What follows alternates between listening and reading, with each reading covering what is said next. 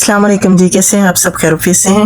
New video کے ساتھ حاضر ہوں۔ کل آپ کو بتایا تھا غم نہ کیجیے، زیادہ سے زیادہ استغفار کیجیے، اور آج آپ کو بتا رہی ہوں غم نہ کیجیے، بس ہمیشہ اللہ کا ذکر کیجیے، اور نبی پاک صلی اللہ علیہ وآلہ وسلم کو درود و سلام زیادہ سے زیادہ بھیجیں۔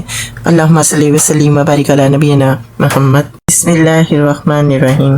اللہ تعالیٰ نے فرمایا، جان لو کہ اللہ تعالیٰ کے ذکر سے ہی دلوں کو اطمینان ملتا ہے، اور فرمایا مجھے یاد کرو میں تمہیں یاد رکھوں گا۔ اور مومنین کی صفات بیان کرتے ہوئے ارشاد فرمایا، اللہ کو کثرت سے یاد کرنے والے اور یاد کرنے والیاں۔ ایک جگہ یوں فرمایا، اے ایمان والو اللہ کو زیادہ سے زیادہ یاد کرو، صبح و شام اس کی تسبیح پڑھو۔ ایک جگہ فرمایا، اے ایمان والو تمہارے مال اور اولاد تمہیں اللہ کے ذکر سے غافل نہ کر دیں، اور فرمایا جب بھی بھولو اللہ کو یاد کر لو، اور فرمایا جب کھڑے ہو تو اپنے رب کی حمد و ثنا کرو، رات کے وقت اور ستاروں کے چھپ جانے کے وقت بھی اسے یاد کرو، اور فرمایا اے ایمان والو جب تمہارے متبیر کسی دشمن گروہ سے ہوں تو جم جاؤ، اللہ کو بہت یاد کرو تاکہ تم کامیاب ہو جاؤ۔ صحیح حدیث میں ہے، اس شخص کی مثال جو اپنے رب کو یاد کرتا ہے اور جو نہیں یاد کرتا زندہ اور مردہ جیسی ہے۔ ایک بار آپ صلی اللہ علیہ وآلہ وسلم نے فرمایا، مفردون آگے بڑھ گئے۔ لوگوں نے پوچھا، یا رسول اللہ صلی اللہ علیہ وسلم مفردون کون ہے؟ آپ صلی اللہ علیہ وآلہ وسلم نے فرمایا، وہ مرد اور عورتیں جو کثرت سے اللہ کو یاد کرتے ہیں۔ ایک صحیح حدیث میں یوں آیا ہے کہ آپ صلی اللہ علیہ وآلہ وسلم نے فرمایا، کیا میں تمہیں سب سے بہتر عمل نہ بتاؤں جو اللہ کو سب سے زیادہ پسند ہے، اور تمہارے لیے سونے چاندی خرچ کرنے سے اور دشمن کی مقابلہ آرائی سے، جس میں تم اور دشمن ایک دوسرے کی گردن مارنے کی فکر میں رہتے ہو؟ لوگوں نے کہا، اے اللہ کے رسول صلی اللہ علیہ وآلہ وسلم ضرور بتائیے۔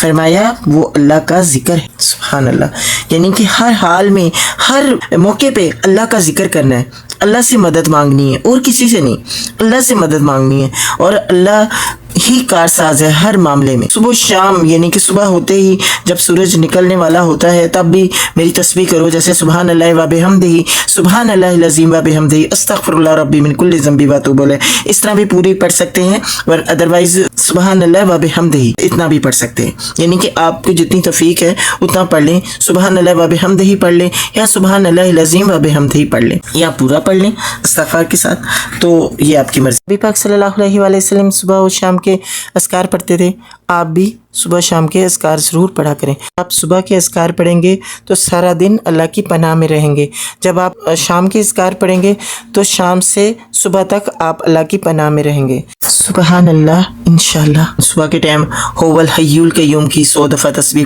کرتے ہیں، اور لا الہ الا اللہ وحدہ لا شریک لہ لہ الملک و لہ الحمد وہو علی کل شیء قدیر، یہ 100 دفعہ پڑھ سکتے ہیں، نہیں تو 10 دفعہ پڑھ لیں جتنی توفیق، اگر بالکل بھی نہیں تو 3 دفعہ تو کم سے کم پڑھیں۔ استغفار اور درود پاک زیادہ سے زیادہ پڑھا کریں۔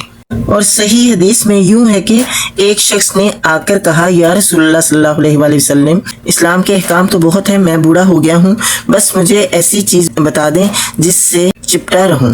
فرمایا، تمہاری زبان ہمیشہ اللہ کی یاد سے تر رہنی چاہیے۔ انشاءاللہ ہمیں توفیق دے اللہ تعالیٰ کہ ہم زیادہ سے زیادہ اللہ تعالیٰ کا ذکر کریں، انشاءاللہ آمین۔ لاسٹ ویڈیو میں آپ کو بتایا غم نہ کیجیے، زیادہ سے زیادہ استغفار کیجیے۔ ابھی آپ کو میں نے بتایا غم نہ کیجیے، بس ہمیشہ اللہ کا ذکر کیجیے، اور اب میں آپ کو بتانے لگی ہوں غم نہ کریں اور اللہ کی رحمت سے مایوس نہ ہوں۔ اللہ کی رحمت سے کافر ہی مایوس ہوتے ہیں، حتیٰ کہ رسول بھی مایوس ہونے لگے، اور انہوں نے سمجھا کہ انہیں جھٹلایا گیا۔ ایسے عالم میں ہماری مدد آ گئی، ہم نے ان کو رنج و فکر سے نجات دے دی، ہم اسی طرح مومنین کو بچاتے ہیں۔ مسلمانوں کے بارے میں فرمایا، تم اللہ پر گمان کرنے لگے، اس وقت مومن ہلا مارے گئے اور شدید زلزلہ کا سامنا ان کو ہوا۔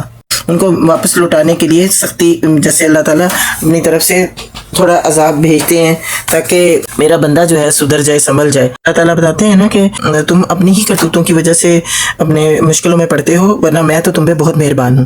تو یہ اسی طرح ہی ہے کہ ہم جب کسی چیز کا گمان کرتے ہیں یا پھر ہم کچھ غلط ملت کر دیتے ہیں جو اللہ تعالیٰ کو ناپسند ہو، تو پھر اللہ تعالیٰ ظاہری بات ہے کہ کبھی زلزلے آتے ہیں، کبھی طوفانی بارشیں آتی ہیں، تو ہمیں اللہ پہ گمان نہیں کرنا، اللہ پہ پورا بھروسہ رکھ کے ہمیں یقین کے ساتھ دعا مانگنی ہے کہ اللہ تعالیٰ سنتا ہے، دیکھتا ہے، جانتا ہے، وہ ہماری دعاؤں کو ضرور قبول کرے گا، اور جب وہ یہاں نہیں دعا قبول ہوگی تو آخرت میں وہ دعا قبول ہو جائے گی۔ اللہ تعالیٰ کہیں گے کہ جو تم نے دعا مانگی تھی نا دنیا میں، تو وہ اس وقت میں نے تمہاری وہ دعا جو قبول نہیں کی تھی وہ تمہارے یہاں کام آ رہی ہے۔ تو وہ اس چیز کے ایسے گمان نہیں کرتے کہ اللہ تعالیٰ سے ہم نے یہ دعا مانگی کیوں نہیں قبول ہوئی، ہم نے تو یہ دعا مانگی تھی، اللہ تعالیٰ پتہ نہیں ہمارے لیے ہی کیوں اس طرح یا اس طرح بہت ساری باتیں منہ سے نکالتے ہیں نا لوگ۔ تو بس یہ اللہ تعالیٰ پہ گمان نہیں کرنا، اور اللہ تعالیٰ پہ مطلب بھروسہ رکھ کے آپ دعائیں بھی مانگیں اللہ سے، اور سجدے بھی کریں، اور اللہ کو بہت بہت یاد کریں، پھر اللہ تعالیٰ آپ سے راضی ہوگا۔ تو آپ کو جب کوئی زلزلہ آتا ہے یا طوفان آتا ہے، اللہ تعالیٰ آپ کو اپنی حفظ و امان میں رکھتا ہے۔ اللہ تعالیٰ اپنے نیک بندوں کو جو اللہ کا ذکر کرتے ہیں ان کو کبھی نقصان نہیں ہونے دیتا۔ آزمائشیں تو نبیوں پہ بھی آئی تھیں، اور آزمائش جب آتی ہے اس پہ صبر کرنا ہے، پھر اللہ تعالیٰ صبر کا انعام بہت اچھا دیتا ہے بے شک انشاءاللہ۔ آج کے لیے بس اتنا ہی، نیکسٹ ویڈیو میں انشاءاللہ جلد حاضر خدمت ہوتی ہے۔ اپنا بہت خیال رکھیں اور دعا میں یاد رکھیں۔ جزاک اللہ خیرہ۔ یہ مت کہو خدا سے میری مشکلیں بڑی ہیں، مشکلوں سے کہہ دو میرا خدا بڑا ہے۔